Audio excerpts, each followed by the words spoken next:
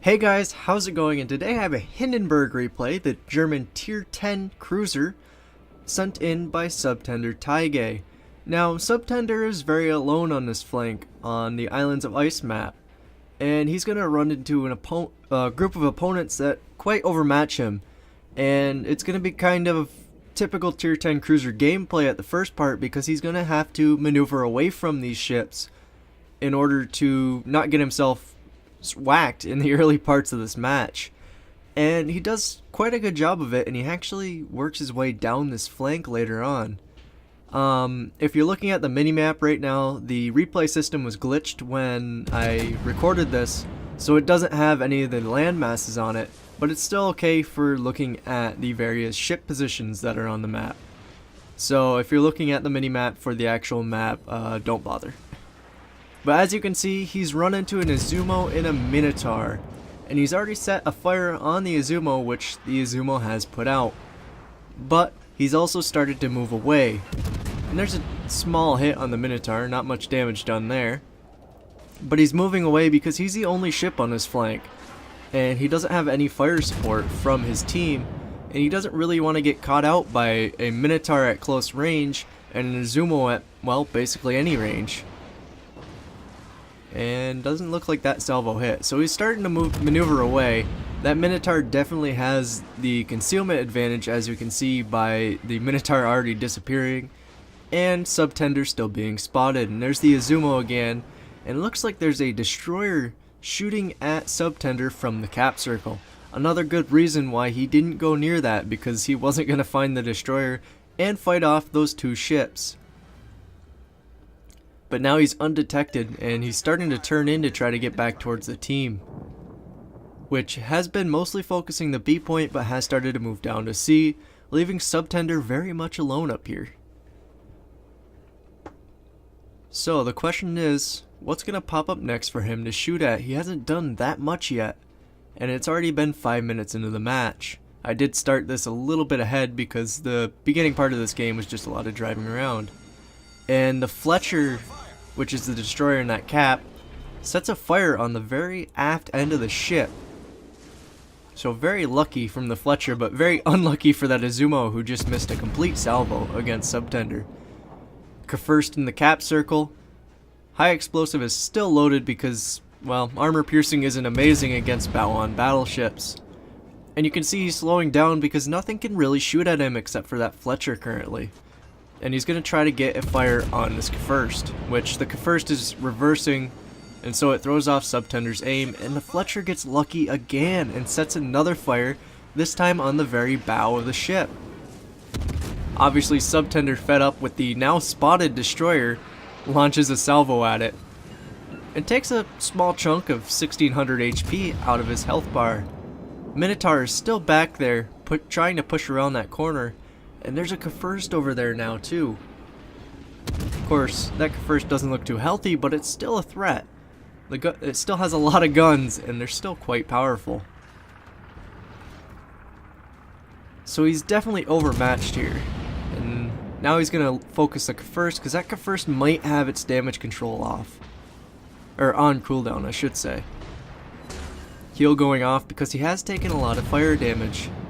Minotaur is still lighting him up, but thanks to the smokescreen laid by the Fletcher, he's not spotted currently.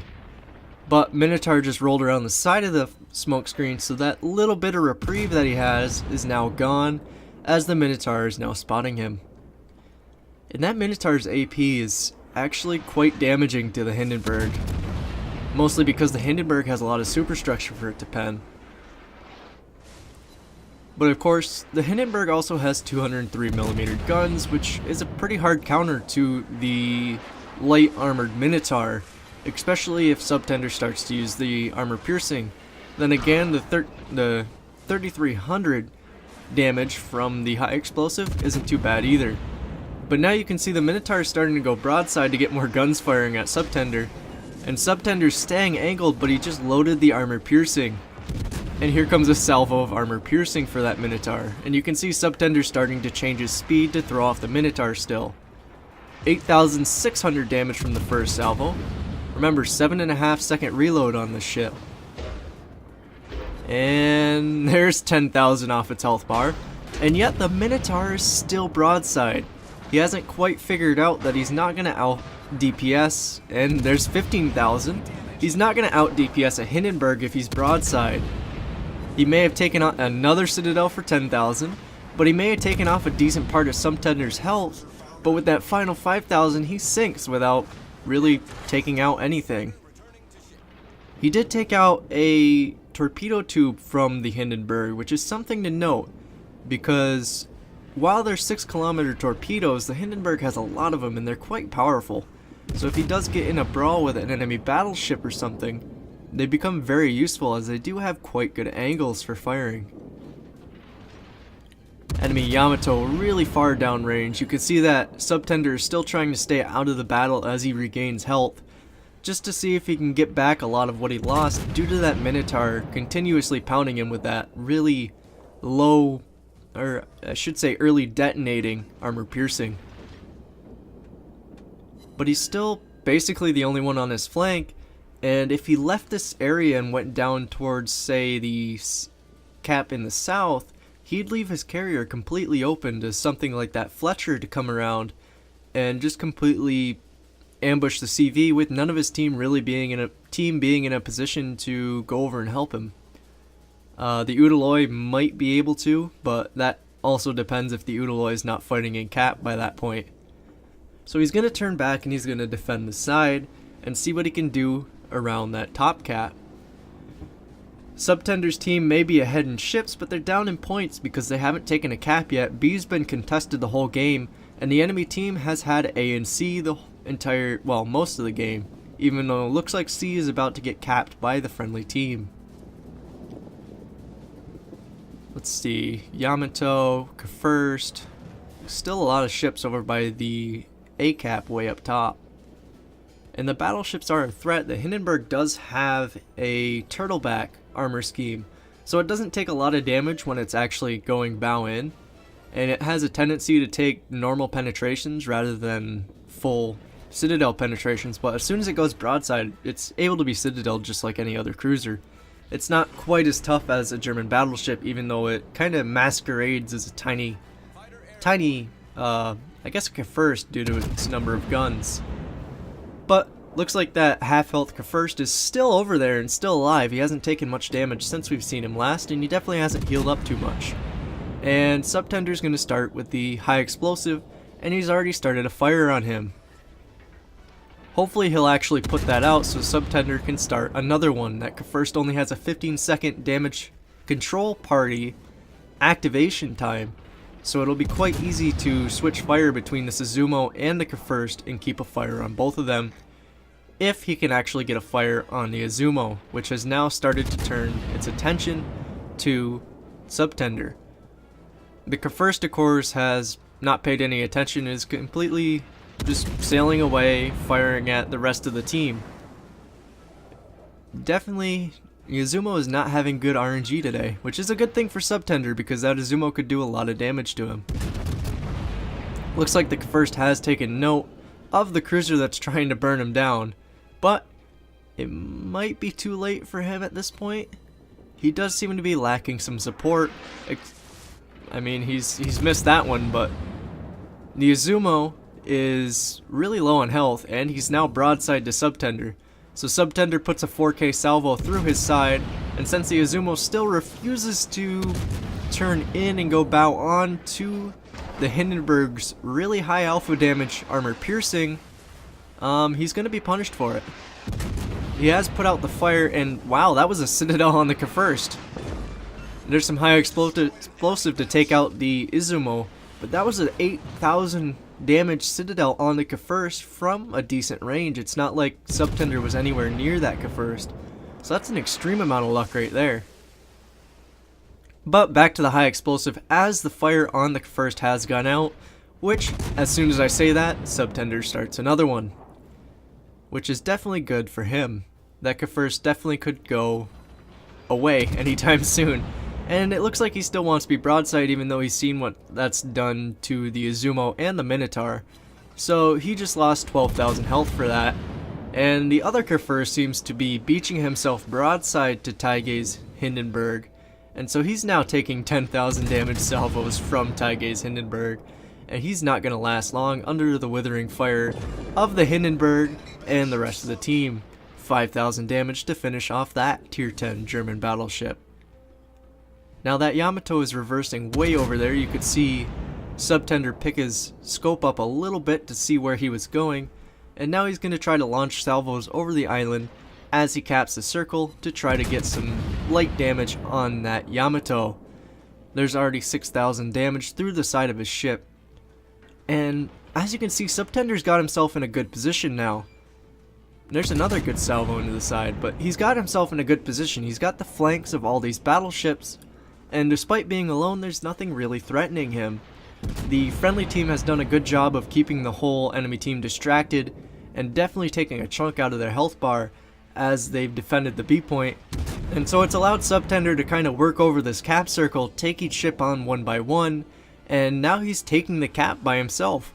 And he's alone with the broadside of these battleships to him because they can't they can't angle their armor against him if they want to stay angled to the friendly battleships. So really the only threats that he has now are the destroyers and the enemy carrier. And we haven't seen really heads or tails of those the whole game, other than that Fletcher really early on, who seems to have moved away. But I don't know, there could always be a chance that they're here somewhere. And the enemy carrier was last spotted just to the west of Subtender's location.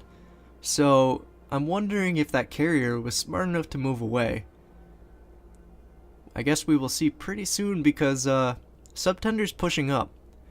Like I said, he's got the broadside of these battleships, and he's going to take a very, very good advantage of that, since the friendly team's already putting a pounding into him to increase his own damage score. He's already had 181,000 damage just from all the, the solo kills he's gotten over here.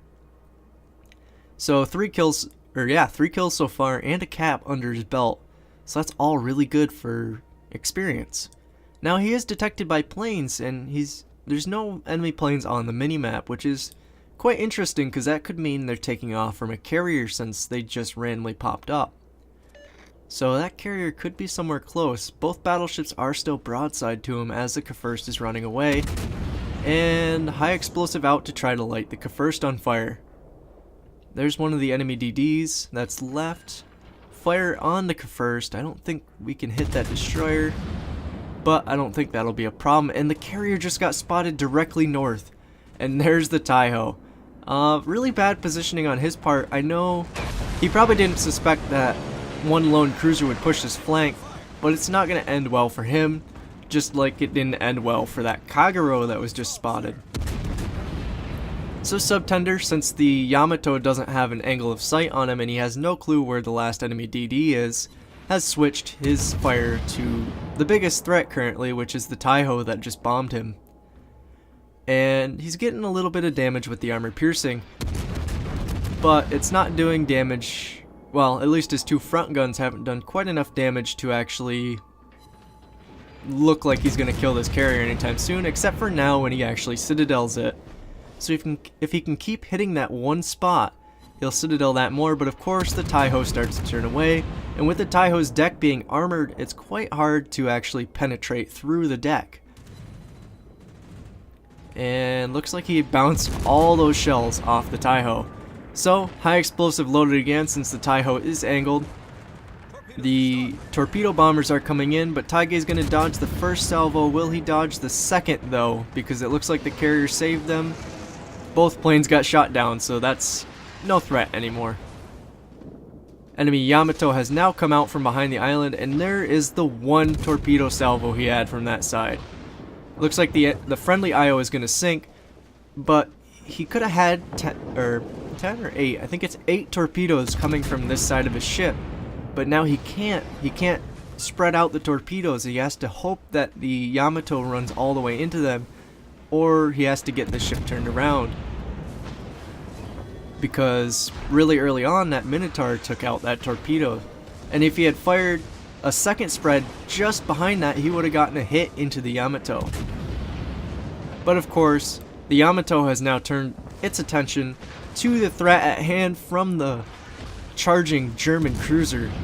And I don't think he knows that these torpedoes are in the water, but it won't matter pretty soon as they're going to come near him. One hit, two hits, but it's not going to be enough to take him out. Dive bombers still coming in. The Yamato just hit him through the bow again. Looks like the dive bombers didn't make it a mark. The Yamato is going to get rammed here because, I mean, there was no real other way to take him out. I mean, it was better than him repairing. You wouldn't want that repairing as you tried to slip by it. So all that's left is a cruiser, a destroyer, and a carrier on the friendly team, and a carrier and a destroyer on the enemy team. And I'm not going to end the replay just yet because there is one more aspect of this replay that I found kind of interesting. Now, Subtender's going to kind of sit here and look around for a minute before zooming in on, I believe it's a friendly aircraft squadron. And the friendly carrier is actually hunting for the destroyer that is tailing him. And the 3 torpedo squadrons that the friendly Taiho has are going to give that destroyer some trouble. As you can see, it's a Tashkent. I think this is after the tier change in the Tashkent. And as you can see, the friendly carrier is lining up to cross-drop this Tashkent and force him to take a torpedo and therefore sink. And this Tashkent's actually going to do a really good job of denying this carrier. There's the first drop. As you can see, he's making the Tashkent turn. There's the second drop to ensure that he can't outrun him. And there's the third. And that usually would kill a destroyer right there. But the Tashkent's fast. And this guy knows it. And he outruns the torpedoes from the Taiho. And I just think that's absolutely amazing. He has bested a cross drop of 3 torpedo bombers from a Taiho. That's pretty damn good. And definitely have to give him props for that. I'm not sure if that CV was running torpedo acceleration, but that definitely could have helped him. But that's not the focus of this replay. It's definitely going to be a win for Subtender Taige's team, but look at the amount of damage and how much he contributed to the team. 251,000 damage. He got his high caliber award in there somewhere and I didn't notice it. 4 kills already, and if he had killed that carrier, it would have been 5. But sadly, RNG wasn't with him, and the armored deck of the Taiho wasn't going to give him any penetrations. Still, a very good job to him, and of course, a very good job to his team for enabling him to do this. Because if they weren't staying, or if they started retreating at Bravo or Charlie, the enemy team probably would have come around and just kind of slammed one into the side of Subtender's Taige's ship. And the Hindenburg definitely wouldn't have liked that, especially being on such low health after the Minotaur engagement. So, going into the first of the end screen, I already said 251,000 damage, 4 kills. A lot of it's going to be from armor piercing just due to the damage that he did to the battleships and the amazing armor piercing that the Hindenburg has, even though it doesn't like to penetrate sometimes. 7 Citadel hits, a lot of those being on the Minotaur for, being broadside. But something to really look at is the earnings that he made. 706,000 credits. He'll definitely make a profit in this despite this being a tier 10. And I don't think he had the premium camouflage on the Hindenburg. I would have to check again, but... So, despite any losses that he had for losing his ship and firing so much, he's still going to make a profit in that. And 7,600 experience, definitely giving him a good chunk of experience to either convert or going into his captain, if he's training a captain up here, will definitely help him out there. The team roster also shows how much he contributed with 3,400 base experience earned in that match. Now, usually when you start seeing over 3,000 base experience, it's usually somebody who's capped a few cap points, more than one usually, and still kind of done some damage to the enemy team. But where Subtender differentiates from this is he only capped 1, and he did it solo. So he definitely got a good chunk from that, but a lot of it came from the damage he did, and basically the firepower and spotting that he put downrange, enabling his team to kind of be able to roll over the enemy team without worrying about them flanking too hard. Especially the friendly carrier didn't have to worry about the Fletcher or one of the cruisers like the Minotaur slipping up that side of the map and catching him off guard. And finally, going into the damage report, out of the 251,000 damage that he did, 184,900 was done with the main battery. Only 53,000 of that was done with high explosive. 131,000 was done with the armor piercing that the ship has, which is usually much better. I want to say usually much better than any other line. I say usually because it does have a higher alpha damage, but it doesn't like to pen all the time. It likes to bounce or shatter when it hits armor that's angled a little bit more than it can handle. But moving on, 15,800 from the 2 torpedoes that he landed. Secondary batteries didn't do any damage, but they did get 18 hits, so, you know, good try, Germans. And as for other, he did 46,000 damage in fires, and the ram that he had on the Yamato was 4,000 damage of his total. So, very good job to Subtender Taige. I know I haven't done a Hindenburg replay before on my channel, at least I don't think so. I'd have to recheck. I'm not entirely sure on that, but either way, very good Hindenburg replay to post, showing how your ammo type really affects how much damage you do during the game. Sitting with high explosive the whole game and just trying to light stuff on fire sometimes isn't the best way to participate in your battle, especially if you're pushing alone on a flank like that. So very good job to Subtender Taige. Hope you all enjoyed, and hope you all have a good day.